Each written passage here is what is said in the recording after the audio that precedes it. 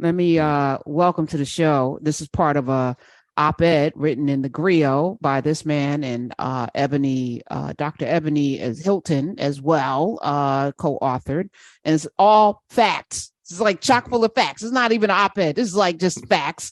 Let me welcome former South Carolina House of Rep, author of My Vanishing Country, which was prophetic because it's gone. Let me welcome Mr. Bakari Sellers. Hi. What's up? How are you doing? I miss you and I miss this show. It's the best show in the galaxy.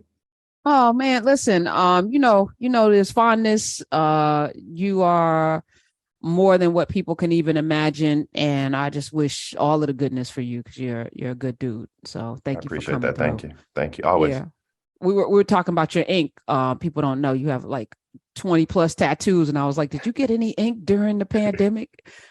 Now I'm waiting. I'm looking forward to some more ink. Like I told you, I miss it. I have 22 tattoos. All of them mean something to me. And so my first tattoo was a portrait of my dad off the back of his book, The River of No Return. It was in 1972. It was a big afro. And I came home that summer from college, and my mom saw my tattoo, and she went crazy. She couldn't believe I got a tattoo. She wasn't mad I got a tattoo. She just got mad I got a tattoo of my daddy and not her. So Oh, of course. So did you rectify that, I Bakari? did. Okay. All I right. did. All right. I took care of the fam. Okay. You said that not getting a tattoo is attached to the organ donation process. Yeah. How? So, in 2019, January of 2019, my twins were born, and a lot of people know this story. It was in my book. I talked about it on CNN. My wife had a very difficult birth, great pregnancy, difficult birth. She was almost a statistic. We talk about Black women being 3 times more likely to die during childbirth than white women. She lost about 7 units of blood during her during her birth, and she spent the first 36 hours of the twins' life in ICU. So we get the kids home. We had to spend a couple extra days in the hospital. We get the kids home. Everything's great. But Sadie is continuing to be a little jaundiced. She's my little girl. She's my little princess. And my sister, who's a doctor, was like, you should just take her in. We took her in. And the doggone doctor, pediatrician, called us back on a Saturday. If your pediatrician calls you on a Saturday, something's wrong. And they said, you need to get your daughter to the hospital ASAP. Her bilirubin is through the roof. Had no idea what it was. You start Googling stuff and you think your daughter is about to die. And lo and behold, Google was right. We went in, they tested her. Her liver enzymes were sky high, bilirubin sky high. They gave her what's called a Kasai procedure. It failed. And after about 4 months, she was 4 months old, they diagnosed her an end-stage liver failure. And so then we got on the liver transplant waiting list. And I don't know if people fully grasp what I mean when I say that. But for 93 days, we had to watch our daughter die. They're literally getting sicker. Her belly's huge, filled with fluid. She's getting smaller. She's yellow. And here I also have Stokely, who is a growing boy, just doing everything that little 5, 6, 7-month-old boys do. So we had her under the care of Duke. Shout out to Dr. Alicia Mavis, who was her doctor at Duke. They have one of the premier, Duke and the University of Cincinnati have the 2 premier pediatric transplant centers in the country. We were fortunate enough to be able to afford to go to Duke because you got to move. You got to rent a spot, have a separate home, be able to do those things because you don't have any extra resources for real. And then we got a call September 1st that there was a liver for my little girl. And the way that it ties in is that I told myself and my daughter's doctors and everyone else that I'm going to be a live donor. You can be a live donor, and I want to be a live liver donor. That's one of the things I want to do. And when there is a match or an opportunity, I'll do that.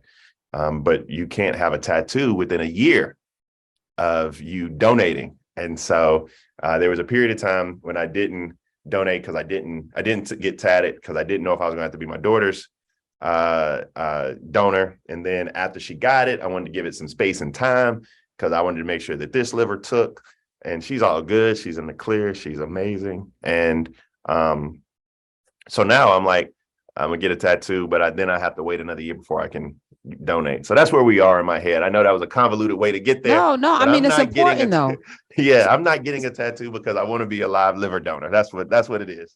And for people who don't know, the liver regenerates. Is one of the few organs that we have that will grow back, and So like, so look, don't worry about how much Jameson you be drinking on the weekend. That's the first question people ask themselves. They be like, man, I go to that Applebee's down the street for happy hour every Thursday. Can I be a donor? The answer is yes. Your liver does a great job. I mean, take some time off from it, but your liver does do a great job of regenerating. And if you give a portion of your liver will grow back.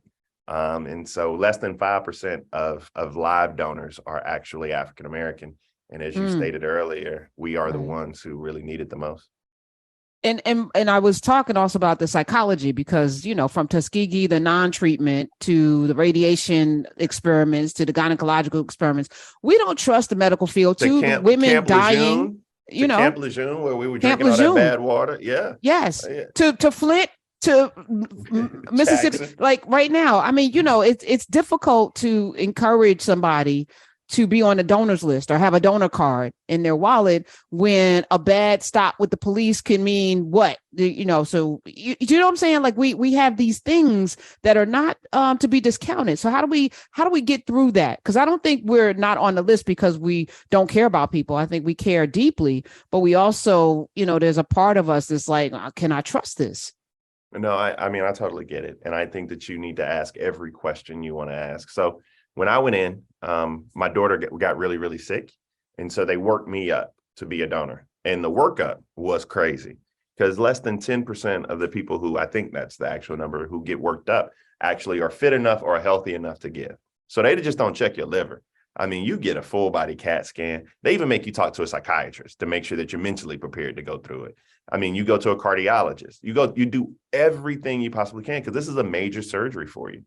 In fact, I saw one of the individuals one of the children who was in ICU when Sadie was in ICU when she got out, she actually had a live liver donor. It was a friend of hers from way back when, I don't know. But just watching you being able to give that gift of life to others, to have that sense of relief. I don't know who Sadie's donor was. I actually wrote a letter to the donor. You give it to your hospital. They mail it off anonymously. I don't know if they ever got it or read it, but I put it in the back of my book in My Vanishing Country. So the last 2 pages of My Vanishing Country are actually a letter from me to my liver donor.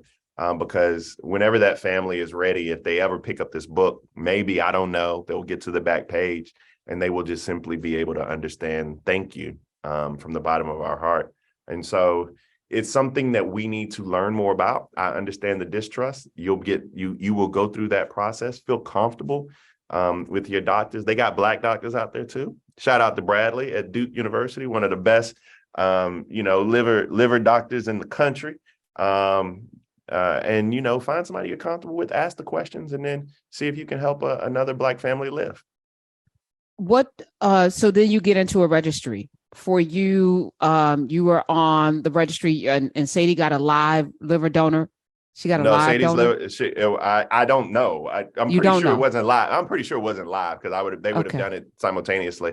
But I don't know what that family went through. I don't know who the person was. I don't know. I mean, I'm pretty sure it's probably a death, but that's all I can tell you. I don't know the answers to those questions.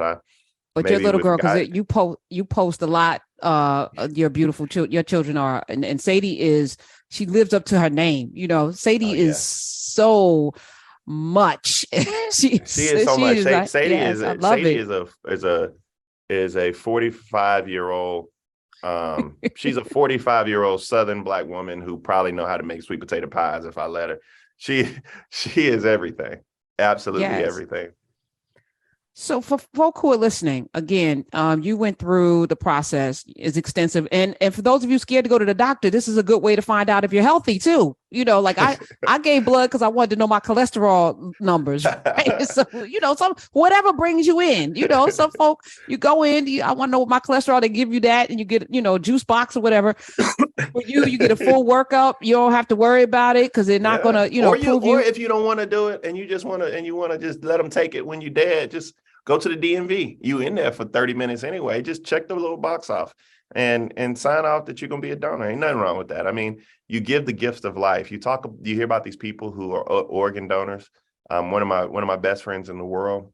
You guys know his father now, because his father was Judge Cliff Newman, who was the judge in the Murdaugh trial. South Carolina's all That's right. connected. Well, Oh my goodness. I would love to his talk to son you about that. Brian. Yes. Well, nope. His son Brian was my best friend, who passed away January 3rd. He was an organ donor. Sorry. And so you just think about all the lives you can save and how long your legacy. You talk about eyes, you talk about kidneys, you talk about heart, you talk about liver, you talk about everything that you can do to help somebody else live the gift of life. And it's just, for me, it's something I want to do while I'm living. You all don't have to do it while you're living. Just be a part of the solution and talk about it a little bit more, because the system is broken. It truly is. And the people who get hurt most are poor people and people who look like me and you, Miss Karen.